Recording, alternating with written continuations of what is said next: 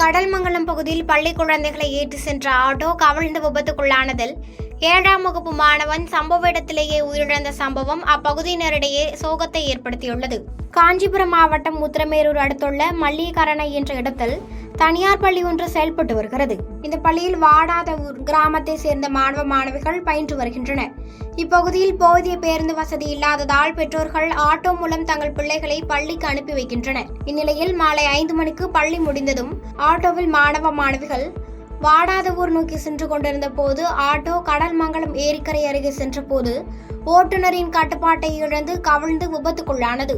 இந்த விபத்தில் ரோஹித் என்ற 7ஆம் வகுப்பு மாணவன் தலையில் பலத்த காயம் ஏற்பட்டு சம்பவ இடத்திலேயே பரிதாபமாக உயிரிழந்தார். அதனைத் தொடர்ந்து அப்பகுதி மக்கள் விபத்தில் காயமடைந்த மாணவர்களை மீட்டு சிகிச்சைக்காக மருத்துவமனைக்கு அனுப்பி வைத்தனர். இந்த சம்பவம் அப்பகுதியினரிடையே சோகத்தை ஏற்படுத்தியுள்ளது.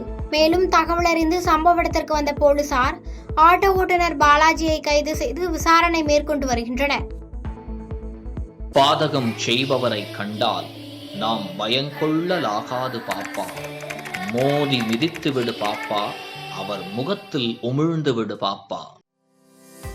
அண்மை செய்திகளை உடனுக்குடன் தெரிந்து கொள்ள இணைந்திருங்கள் இயம்நாடு தொலைக்காட்சியுடன்.